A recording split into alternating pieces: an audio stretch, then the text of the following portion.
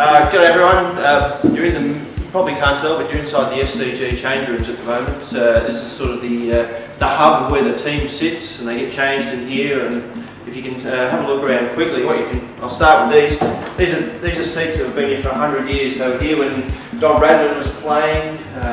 So if you look at it closely, you can see all the spike marks, you can see all the damage that's been done from years of guys putting up their feet with their spikes or their shoelaces up. But they're not allowed to be changed. This whole building's heritage listed, but these are a couple of mementos from 100 years ago.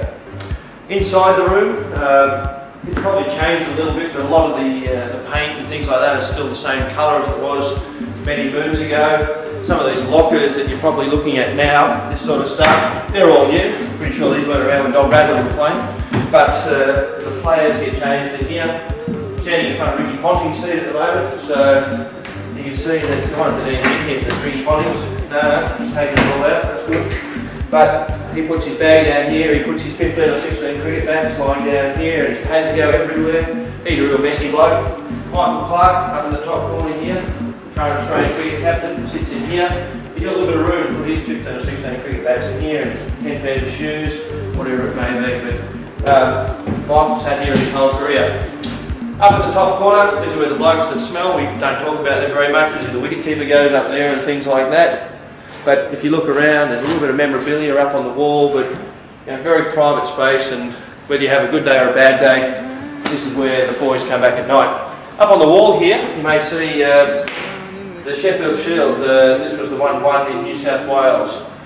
This was number 41, back in I think 92 or 93 or something like that. So every time the Sheffield Shield's been won here, one of these mementos have been put up on the wall. If we come down the bottom down here, I'll show you number 42, I think it is. Number 42 was there. And you've got to remember, after a while, this was not the Sheffield Shield, it was the Pura Cup and things like that. So there was a memento of, I think, one I played in over there. Over here, 2007, 2008, in comparison to the 1984-85 one. So some special memories. We're also standing in the spot where Shane Warne and Steve Waugh used to sit. Down here, Shane Warne, once again gear everywhere and all sorts of stuff. Steve Waugh here used to sit near the door, so when the umpires came, he always knew where to go. Apart from that, this change room is pretty special. You look around and there's a lot of memories in here. It brings back a lot of memories for me, and I'm sure all the guys that play Test cricket in this at this ground and have been in this change room have a lot of special memories. This is the lunch room. This is where the guys sit down and have lunch on a test match. You've got to remember there's 40,000 people sitting around outside, so you can't go outside and have lunch. So the guys sit around here. These tables that you're looking at, once again, have been here for a long period of time, probably 100 years or so. I'm not exactly sure of the dates and the times, but once again, if you look at the spike marks where people put their feet on it, you look at the damage that's been done to these tables, not intentionally, but just years of wear and tear. I'm sure what your dining tables like at home, but same sort of thing, they just get worn after a while. So the guys sit in here and have lunch.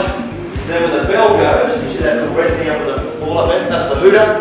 The umpire doesn't knock on the door like in the old days and say they're on their way out. They set the hooter off, the boys all stand up, and we're all, the captain will give his final words, and we'll walk straight out the door. So we're now standing at the top of the gate. It's AFL season at the moment, so you probably won't see a cricket pitch in the middle, but day one, crowd's full, the Paddington gift's been on nice and early. All the old members have got in here and got their seats. See Trevor Bayliss, Sydney Sixers coach, standing over there just surveying his territory for later in the year. The boys wander down the stairs. The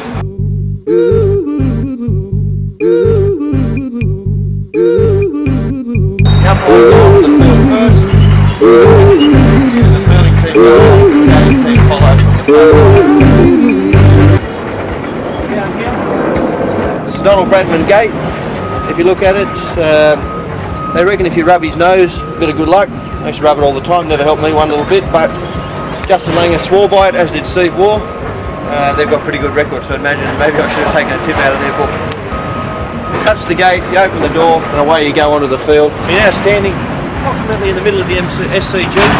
Can't go on the pitch, the curator won't let us do that because he's got a good covering of grass on there this year. So look, traditionally the SCG is spun. It hasn't bounced a lot as the game's gone on, but in recent years we've seen probably a changing of the wicket where there's been a little bit more carry. And if you go back to, I think, the Pakistan Test match a couple of years ago, it was really green. Ponting won the toss and batted on a really green wicket. We ended up winning the Test match because it just got slower and slower as the game went on. Last year against India, a very flat wicket. Did a little bit on the first day, but traditionally at the SCG there's a little bit on offer early, and it's pretty good for batting. It does tend to spin, probably not as much as in the old days when Greg Matthews and great New South Wales cricketers used to play, but it is a wicket that is probably more conducive to what the spinners want to see. It's not a gabba wicket where it bounces as much or a whacker. It's probably better for batting. As far as the ground goes, it's a fairly standard sized ground. There isn't a lot. It isn't either long one way or the other. Probably with the construction going on, it does appear to be a bit shorter that way. But traditionally, not a massive ground by any stretch of the imagination.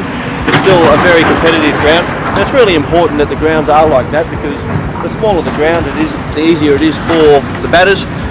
Balls fly out of the ground, bowlers have a hard time. Maybe that's coming from me being an ex-bowler that always wanted the grounds bigger. But look, I know people love playing here. You can see in the background over here the members' pavilion, the ladies' pavilion, built many moons ago. If you watched the How's That series recently, you probably noticed that those two stands were in that series. But if you look back to some of the photos of the 1890s and things like that, the members' stand was still standing. It's a beautiful place to play cricket. I know everyone that comes here loves playing cricket, and it certainly holds a lot of special memories for me.